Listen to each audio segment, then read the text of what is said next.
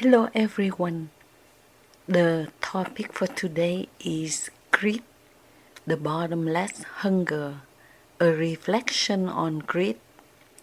There is a strange ache in the human heart, a restlessness, a thirst that seems never to be quenched.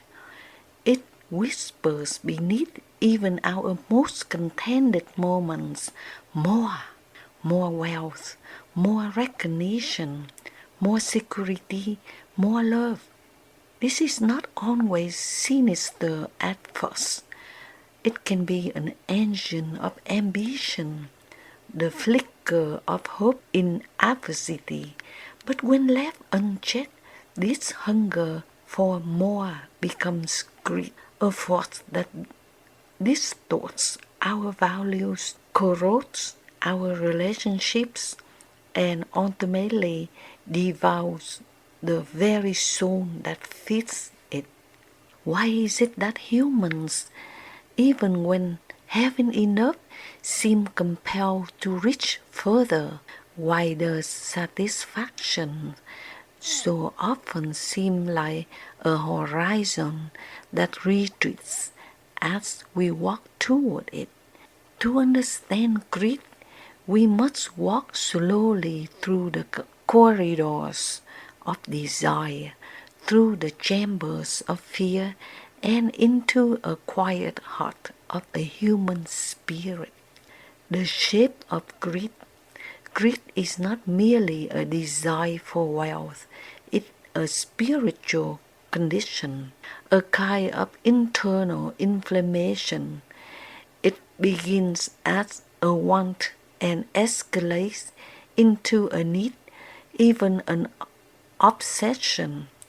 Greed does not say, I want what I do not have. It says, what I have is never enough. Unlike mere ambition or aspiration, which are rooted in growth and creativity, greed stems from insecurity.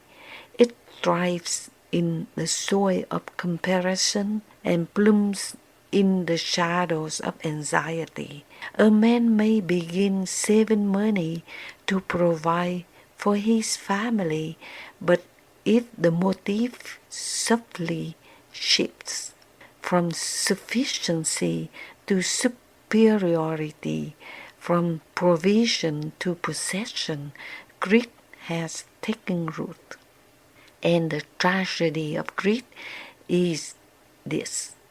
It convinces us that more will make us happy. It will deliver us the opposite. It promises fullness and brings emptiness. It promises security and breeds fear, the ancient curse. Greed is not a modern invention.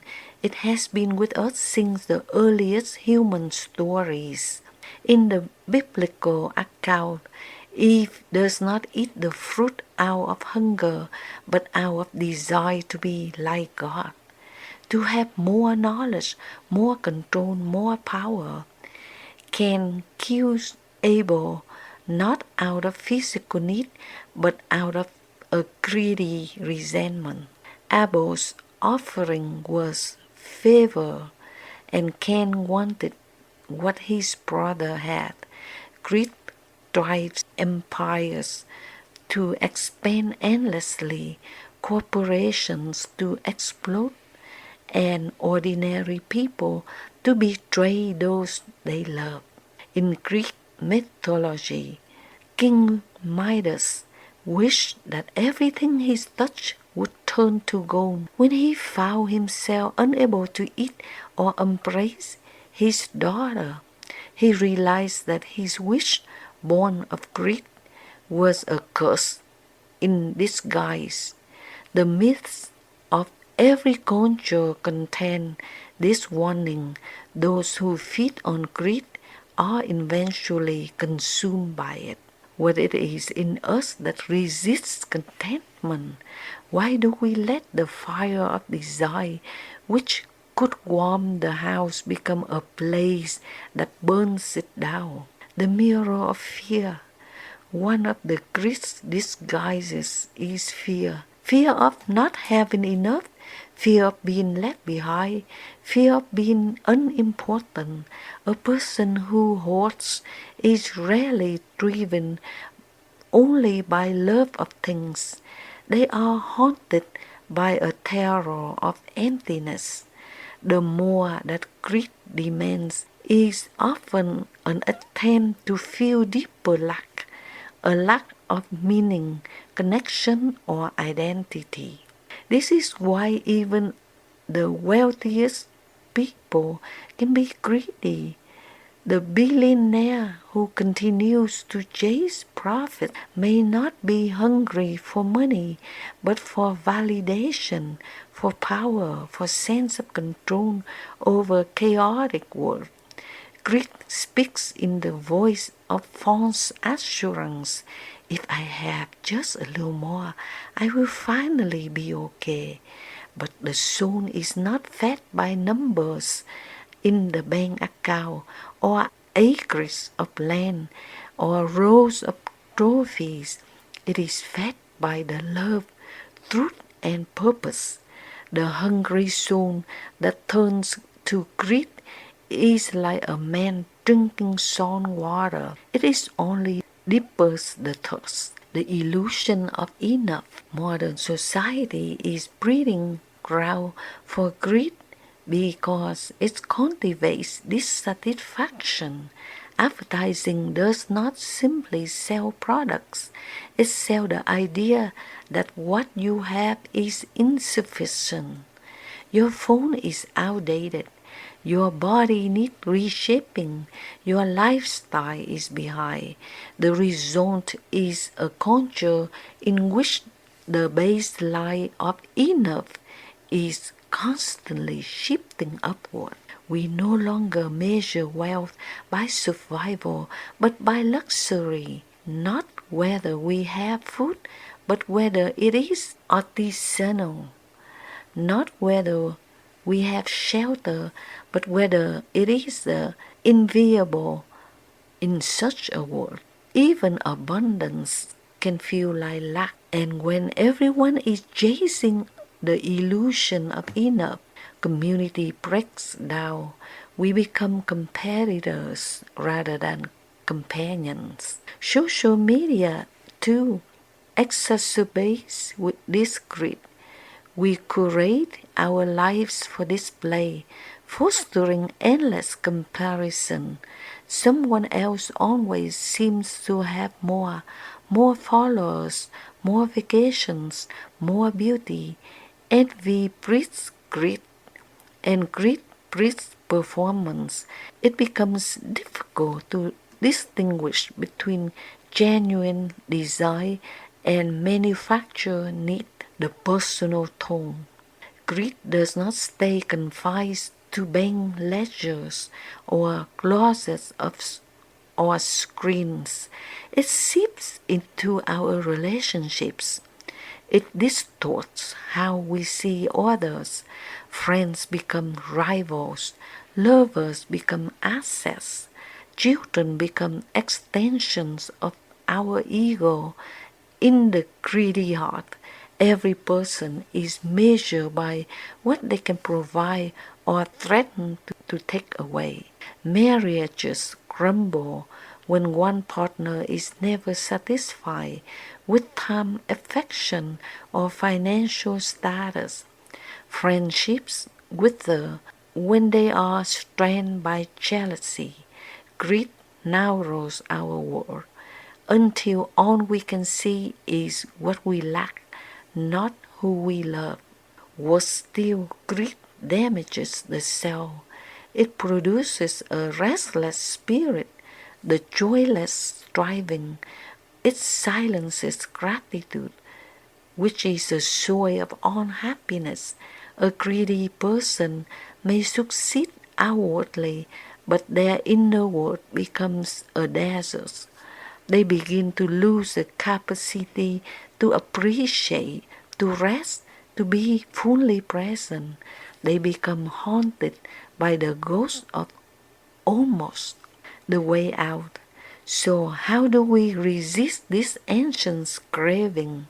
The first step is awareness, to recognize the voice of greed in ourselves, not to shame it, but to unmask it, to ask ourselves with honesty, is this desire truly mine, or has it been planted by fear, comparison, or pride?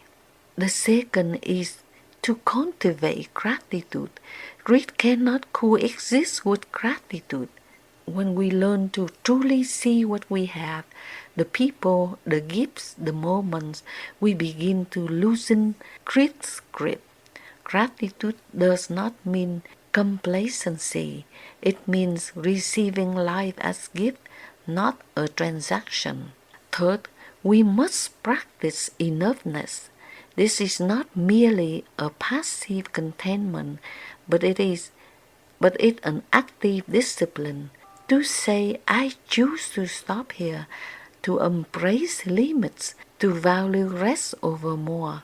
This might mean choosing a smaller home to gain more time, choosing a simpler lifestyle to be more generous, choosing less prestige for more integrity. And finally, we must seek meaning beyond accumulation.